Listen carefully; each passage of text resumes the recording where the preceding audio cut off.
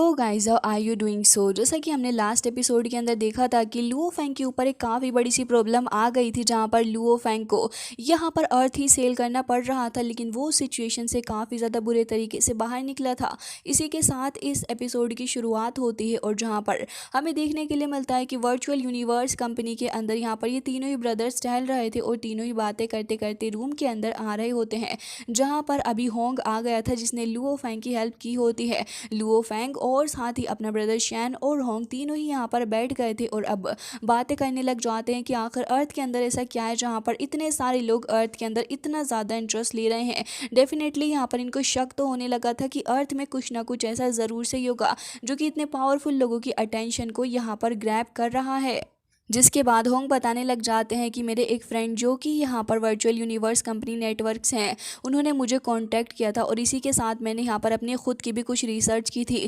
खैर यहाँ पर वो कहने लग जाता है कि यहाँ पर ये जो फायर लॉर्ड है वो यहाँ पर अर्थ पे गया हुआ था और साथ ही यहाँ पर लुओ फैंग भी कहने लग जाता है कि अच्छा ये तो यहाँ पर super powerful giant x fighting arena से भी बिलोंग करता है।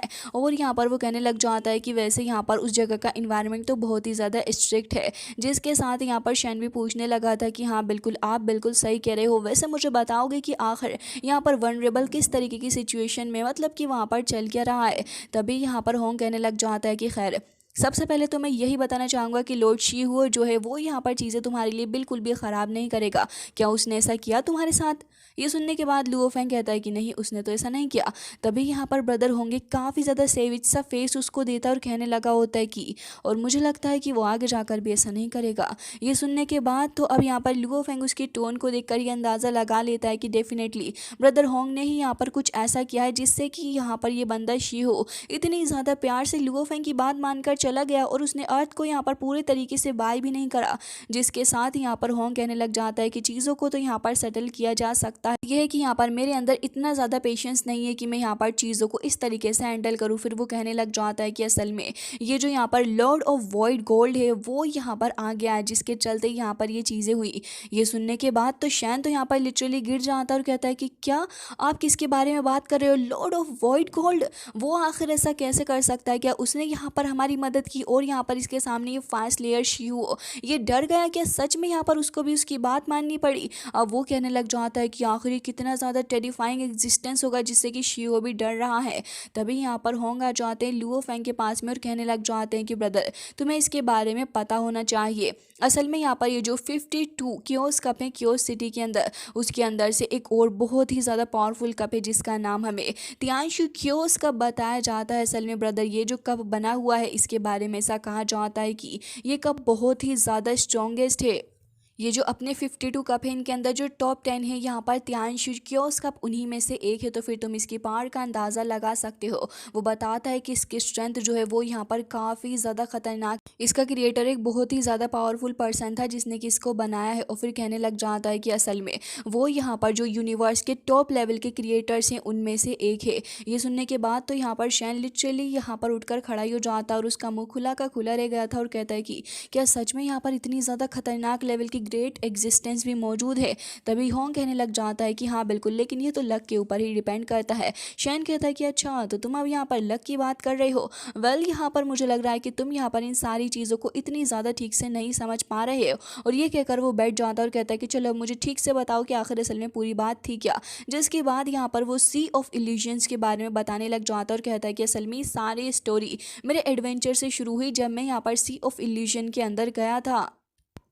लुओ फैंग कहने लग जाता है कि ब्रदर आज तो आपका मूड बहुत ही ज़्यादा अच्छा लग रहा है। ये तो बहुत ही ज़्यादा अच्छी बात हो गई। चलें अब हमें बताएं कि आखिर वहाँ पर क्या हुआ। जिसके साथ ही वो यहाँ पर इन्हें बताने लग जाता है असल में मैंने यहाँ पर 21 आइसलैंड जो थे उनकी डिफ़िकल्टीज़ को पूरा किया और साथ ही वो बहुत ही ज़्यादा बड़ा अचीवमेंट भी था। अब वो ये बताते बताते काफ़ी ज़्यादा प्राउड भी फील कर रहा था, लेकिन फिर कहता है कि सडनली वहाँ पर मैं उसी जगह पर जाकर स्टक हो गया और मैं उससे आगे तो बढ़ ही नहीं सका। जिसके साथ ही यहाँ पर अब उसकी बात सुनने के बाद लुओ फैंग तो बहुत ही ज़्यादा हैरान हो गया था। इससे पहले लुओ फेंग कुछ कह पाता है, यहाँ पर शैन ही कहने लग जाता है कि ओहो ब्रदर आप तो फेल ही हो गए। तभी लुओ फेंग कहता है कि शायद तुम्हें इसके बारे में पता नहीं है, ब्रदर होंग जो है वो सिर्फ एक स्टेप पीछे ही थे सक्सेस थे, और शायद तुम्हें नहीं पता है जो 21 आइसलैंड है फैंटेसी सी के, वो बहुत ही ज़्यादा खतरनाक है।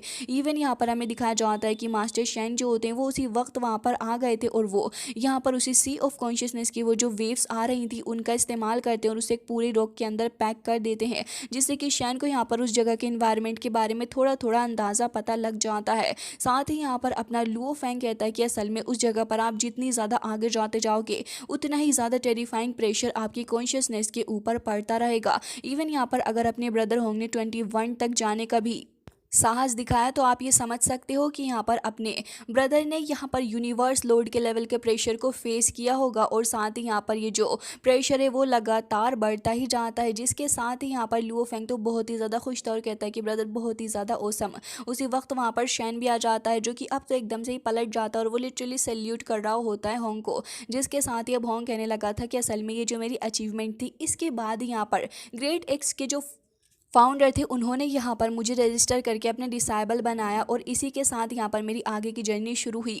इवन ये सुनने के बाद तो लुओ फेंग भी अपनी सीट छोड़कर खड़ा हो चुका था और कहने लग जाता है कि क्या वो तो यहाँ पर ह्यूमन रेस में स्ट्रॉन्गेस्ट हैं, और साथ ही शैन का तो मुंह बस खुला का खुला ही रह गया था। तभी यहाँ पर लग जाता है कि अभी तो मुझे यहाँ पर वॉइड गोल्ड लॉर्ड जो है वो ट्रेन कर रहे हैं, लेकिन ऐसा लगता है कि आगे चल के यहाँ पर डायरेक्ट ग्रेट एक्स के जो फाउंडर हैं वो भी मुझे यहाँ पर ट्रेन करेंगे। ये सुनने के बाद तो अब यहाँ पर इनके लिटरली रोंगटे खड़े हो चुके होते हैं, और यहाँ पर शैन कहता है कि ब्रदर आपको तो एक बहुत ही ज़्यादा अच्छी अपॉर्चुनिटी मिल गई, क्योंकि अभी तो आप यहाँ पर लॉर्ड ऑफ वॉइड गोल्ड के अंदर काम कर रहे हो, फिर आगे जाके फाउंडर भी आपको यहाँ पर और भी ज़्यादा अच्छे से ट्रेन करेगा। वाकई में आपका लक तो इस टाइम चमक ही रहा है। साथ ही वो अपने बारे में कहने लग जाता है कि मुझे भी अगर इस तरीके की अपॉर्चुनिटी मिलती तो उसी वक्त होंग कहने लग जाता है कि ब्रदर मैंने तो यहाँ पर तुम्हारे लिए भी पूरा इंतज़ाम कर लिया, और मैंने लॉर्ड ऑफ वॉइड गोल्ड को तुम्हारे बारे में भी बता दिया है। ये सुनने के बाद तो यहाँ पर शैन बहुत ही ज़्यादा खुश हो जाता है। वो कहता है कि इसके बारे में बस तुम अब ऑप्टिमिस्टिक रहो, और यहाँ पर वो तुम्हें बहुत ही जल्दी अपने अप्रेंटिस के तौर पर रख लेंगे। अब तो यहाँ पर शैन को लिटरली रोना आ जाता है, और वो कहता है कि ब्रदर आखिर आपने कैसी बात कर दी, मुझे तो बहुत ही ज़्यादा खुशी हो रही है, आप तो वाकई में बहुत ही ज़्यादा महान। और वो लिटरली यहाँ पर उसके सामने नी डाउन करके उसे काफ़ी ज़्यादा बार बाव भी करता है, और कहता है कि अब तो सारे के सारे सरेंडर ही कर दो मेरे ब्रदर होंग के सामने। इवन फिर इसके बाद ये तीनों ही ब्रदर्स बहुत ही ज़्यादा हंसने लग जाते हैं, जिसके साथ ही लुओ फेंग कहता है कि वाह दोनों को एक बहुत अच्छी अपॉर्चुनिटी मिली है, मुझे इसके लिए बहुत ही ज़्यादा खुशी हुई है। जिसके साथ ही अब यहाँ पर वो पूछने लग जाता है अर्थ के बारे में, जिसके बाद अब होंग बताता है कि असल में बात ऐसी है कि मैंने इसके बारे में बहुत ज़्यादा रिसर्च की, और अब तुम खुद ही सोचो कि तुम मैं और हमारे थर्ड ब्रदर हम तीनों ही यहाँ पर अर्थ से आए हैं, यानी कि एक ही प्लेस से हम तीन जीनियसेस, जो कि रेयरली ही होता है। और साथ ही यहाँ पर ये जो सारे बड़े लोग हैं उन्होंने भी इस पैटर्न को अनयूजुअल सा समझा, इसी के चलते यहाँ पर वो लोग अर्थ के अंदर इतना ज़्यादा इंटरेस्ट दिखा रहे हैं। फिर वो यहाँ पर अर्थ की हिडन वैल्यू के बारे में भी बताने लग जाता है, और कहता है कि थाउजेंड्स ऑफ ईयर्स अगो एक बहुत ही ज़्यादा पावरफुल पर्सन था जिसने कि यहाँ पर एक अर्थ को क्रिएट किया था और एक खास तरीके के पैटर्न से यहाँ पर बनाया था।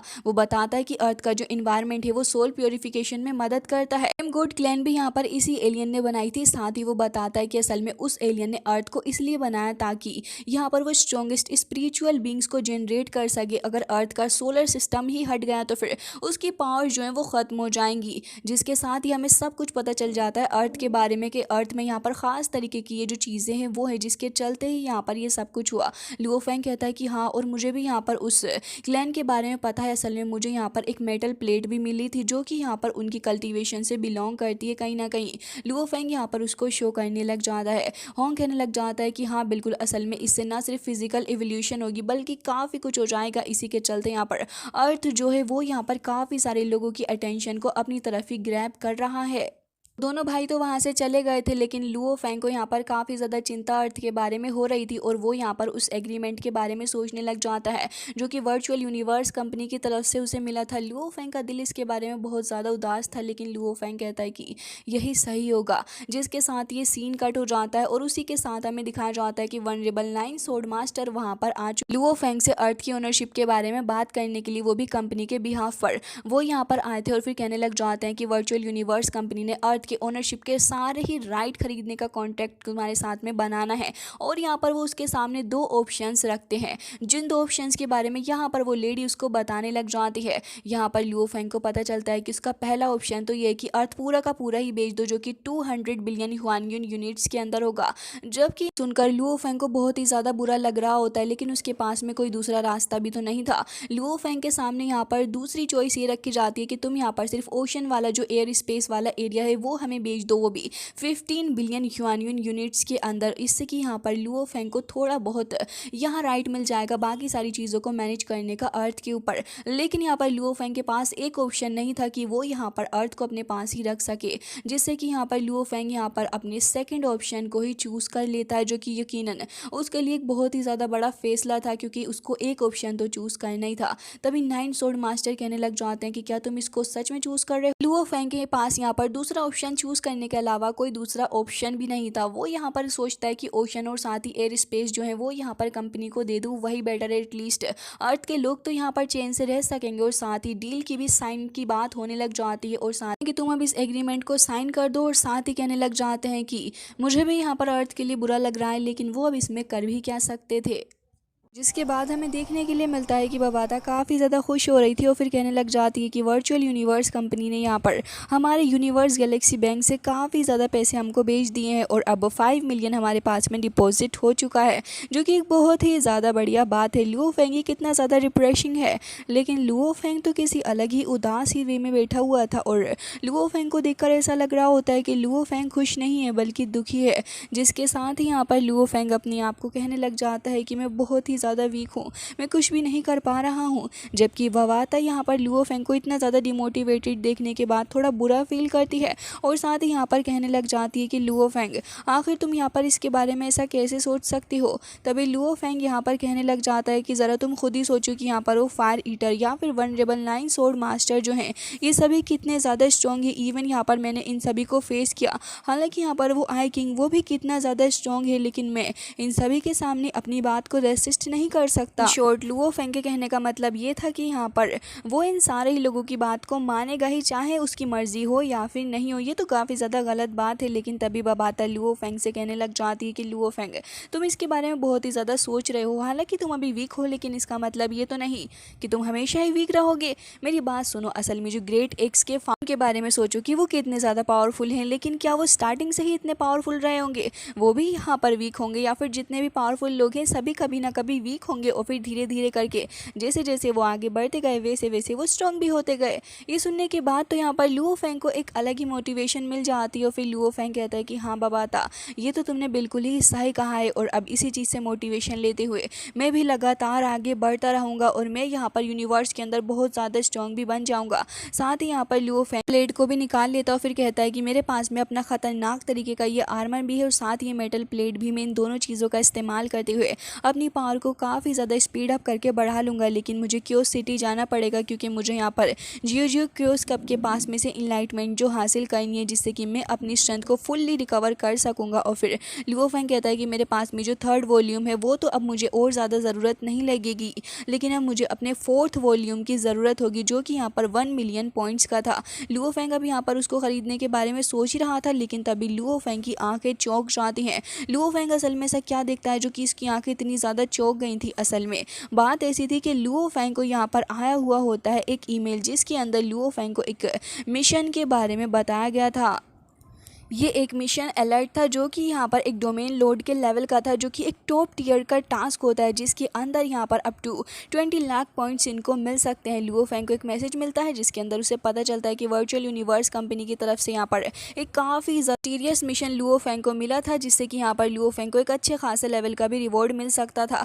लुओ फेंग तो यहाँ पर तुरंत ही इस मिशन के बारे में चेक करने लग जाता है कि आखिर ये मिशन है क्या। तभी बबाता यहाँ पर बताने लग जाती है लुओ फेंग को इस मिशन के बारे में, और कहने लगी होती है कि असल में ये एक ultra difficult domain load level का मिशन है जो कि यहाँ पर टोटल 4 डेडली स्टेजेस के अंदर होगा। इसका फर्स्ट स्टेज अगर तुम पूरा कर लेते हो तो फिर तुम्हें 1 लाख पॉइंट्स मिलेंगे। इसी तरह अगर दूसरा स्टेज पूरा करते हो तो फिर 2 लैक्स, फिर 3 स्टेज पूरा करोगे तो फिर 3 लैक्स, और इसी तरीके से अगर 4 को भी पूरा कर लेते हो तो फिर तुम्हें यहाँ पर काफ़ी ज़्यादा बड़ा रिवॉर्ड मिल जाएगा। लेकिन लुओ फेंग इसके अंदर ट्विस्ट ये है कि अगर तुम यहाँ पर किसी भी तरीके के स्टेज के अंदर 80% भी यहाँ पर कंप्लीट नहीं कर पाए हो तो फिर यहाँ पर तुम्हें पॉइंट्स बिल्कुल भी नहीं मिलेंगे। मतलब कि सारी मेहनत एक बार से बेकार जाएगी और यहाँ पर ये जो मिशन है वो सिर्फ एलाइट वॉरियर्स ही कंप्लीट कर सकते हैं। जिसके साथ यहाँ पर लुओ फेंग के दिमाग में अब सारी बातें चलने लग जाती हैं। लुओ फेंग को मिशन के अंदर पता चलता है कि यहाँ पर क्यानवू यूनिवर्स जो है उसके अंदर क्वांग लैंग नाम का ये जो डोमेन है उसके अंदर स्लेव ट्रेडिंग होती है। वैसे तो यहाँ पर इस ऑर्गेनाइजेशन को फार फिनिक्स ऑर्गेनाइजेशन भी कहा जा सकता है। लुओ फेंग का टास्क ये है कि इस ऑर्गेनाइजेशन के अंदर जो 18 डायरेक्टर्स हैं फार फिनिक्स ऑर्गेनाइजेशन को,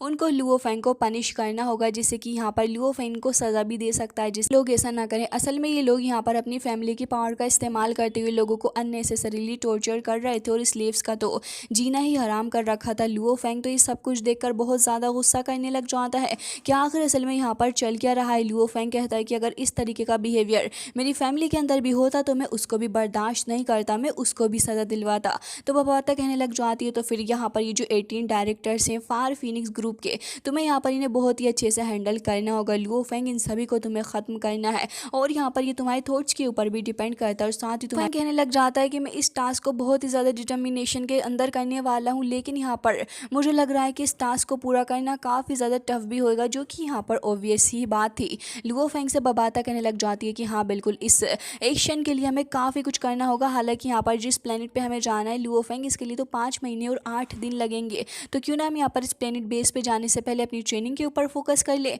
लुओ फेंग कहता है कि हाँ बिल्कुल तुम सही कह रहे हो। फेंग उसी वक्त से यहाँ पर कल्टीवेट करने के लिए बैठ जाता है और वो यहाँ पर फ्लेम गॉड की उस मेटल प्लेट का इस्तेमाल कर रहा था जिसके ऊपर वो कॉन्सेंट्रेट कर रहा होता है। और यहाँ पर इस तरीके से वो कल्टीवेशन के जो पॉइंट्स थे उनके ऊपर काफ़ी ज़्यादा ध्यान लगा रहा होता है। तो यहाँ पर ये प्रोसेस भी कोई नॉर्मल प्रोसेस नहीं होने वाली थी। लुओ फेंग को दिखाया जाता है जिसकी बॉडी के अंदर काफ़ी ज़्यादा एनर्जी बाहर की तरफ को फ्लो कर रही थी। इवन लुओ फेंग को काफ़ी ज़्यादा अजीब अजीब सा फील हो रहा होता है क्योंकि उसकी इंटरनल बॉडी के अंदर काफ़ी कुछ चल रहा था। हमें उसकी जो बॉडी होती है उसकी एवोल्यूशन देखने के लिए मिलती है जो कि काफ़ी ख़तरनाक लेवल पर हो रही थी। बॉडी का हर एक पार्ट यहाँ पर काफ़ी ज़्यादा अलग तरीके से काम कर रहा था। और साथ ही लुओ फेंग कहता है कि यहाँ पर मेरी बॉडी के जो इनर यूनिवर्स है वो यहाँ पर एक अलग तरीके से बन रहा है। साथ ही यहाँ पर मेरी बॉडी की एवोल्यूशन जो है और साथ ही जो जीन्स है वो एक खास तरीके से वापस से बन रहे हैं, जिससे कि लुओ फेंग की ओवरऑल पावर के अंदर काफ़ी ज़्यादा बढ़ोतरी हुई थी। लुओ फेंग कहता है कि इसी तरीके से यहाँ पर मेरी बॉडी अगर कोलैप्स भी कर जाती है इस खतरनाक प्रोसेस के अंदर